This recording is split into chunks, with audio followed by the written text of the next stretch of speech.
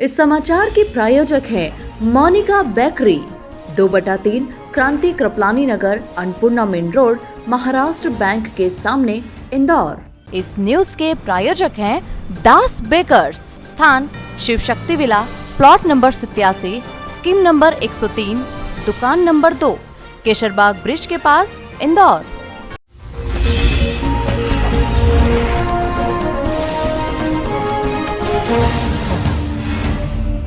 Manikbagh bridge के नीचे school bus की टक्कर में जान गंवा चुके दीपक चावला के परिजनों को अंततः कुछ राहत मिल गई है। लंबे जाम और चर्चा के बाद स्कूल प्रबंधन ने मृतक दीपक की दोनों बेटियों की पढ़ाई की जिम्मेदारी ली है।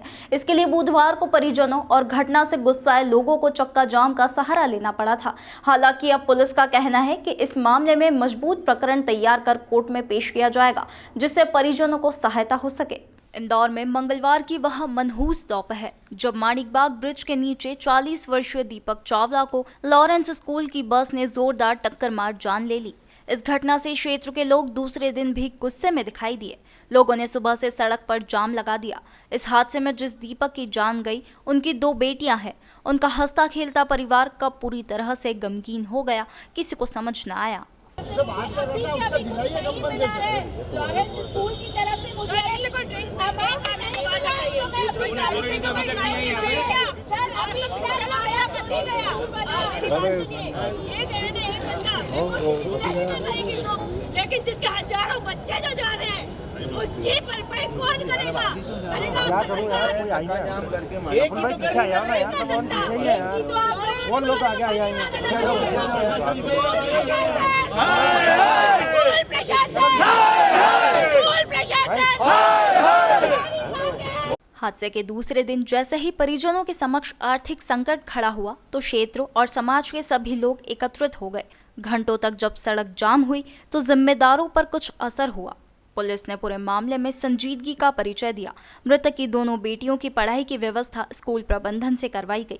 इसके बाद परिजनों को कुछ राहत मिली। जो भी चर्चा हुई है, जितने भी अंदर सब अथॉरिटीज़ बैठे थे, हम उन चर्चा से एक फाइनल डिसीजन पे पहुंचे और उस डिसीजन से हम संतुष्ट हैं।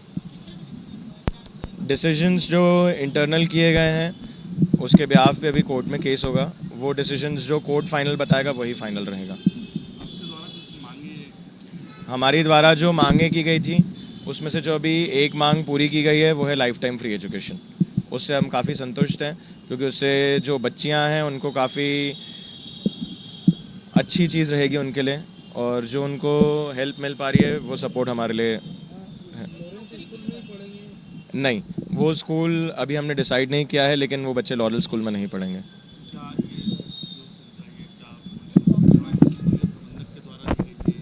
ये जो लाइफ टाइम फ्री एजुकेशन की सुविधा है वो लॉरेल स्कूल द्वारा दी गई है।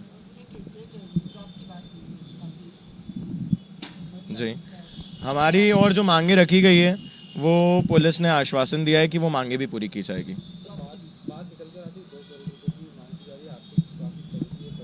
आर्थिक तंगी है, अब ऐसे वहाँ पे बोलने वाले 1000 लोग हैं, 1000 बातें कर रहे हैं, बट न्यूज़ बाइट तो उनकी ही जाती है जो अंदर बैठ के बात करके आता है। तो मांगे तो 2 करोड़, 5 करोड़, 10 करोड़ की भी लोग कर देंगे और वो आपको हज़ार बातें बताएंगे। तो वो इतनी मांग, हम लोग किसी एक्सटॉर्शन के लिए नहीं बैठे हैं यहाँ पे, हम सिर्फ इस हेल्प के लिए बैठे कि एटलीस्ट वो परिवार अपना, अब व्यापार तो ख़त्म हो गया, अब वो बस वो परिवार अच्छे से पल सके। अगर एक्सटॉर्शन करना होता तो आज हर कोई बस के नीचे आ जाता, दंगे चालू करके इस अमाउंट को एक्सटॉर्शन के वे में चालू कर देते। तो हम एक्सटॉर्शन करने नहीं बैठे। हमारे समाज ने हमें काफ़ी सपोर्ट करा, बाहर से लोग आए उन्होंने सपोर्ट करा, फ्रेंड्स फैमिली सब ने सपोर्ट किया, उसी के थ्रू हमने ये चीज़ करी। पुलिस प्रशासन ने कल तक जो कार्रवाई करी थी उससे हम बिल्कुल संतुष्ट नहीं थे, बट आज धरना प्रदर्शन करना पड़ा। वो धरने के बाद ही कार्रवाई थोड़ी जो आगे बढ़ी है उस स्पीड से हम संतुष्ट हैं। यह आश्वासन देने के लिए खुद पुलिस और जिला प्रशासन के अधिकारी मौके पर पहुंचे, जिसके बाद जाम खत्म हो गया। इसके बाद पुलिस के बड़े अधिकारियों ने पूरी चर्चा का अपडेट दिया। जूनी इंदौर थाना क्षेत्र में कल एक दुखद हादसा जो एक बस के द्वारा हुआ था, उसमें एक व्यक्ति की जान चली गई थी। उनके परिवार के द्वारा आज माणिकबाग ब्रिज पर इकट्ठा होकर के वहां पर चक्का जाम किया गया था, जिसके बाद लगातार समझाइश के दौर के बाद में उनके परिवार को यह समझाइश दी गई है कि जो मृतक का परिवार है उनको कोर्ट के माध्यम से एक एडिक्वेट कंपनसेशन उचित समय सीमा में मिलेगा, जिसके लिए पुलिस जितनी ज़्यादा सख्त से सख्त कार्रवाई डायरी के माध्यम से कर सकती है वो की जाएगी। और जो कंपनसेशन के लिए जो केस डायरीज बनाई जाती हैं और जितनी भी मदद जो आश्वासन और जो सहायता पुलिस की तरफ से है वो की जाएगी, इस प्रकार का आश्वासन दिया गया है।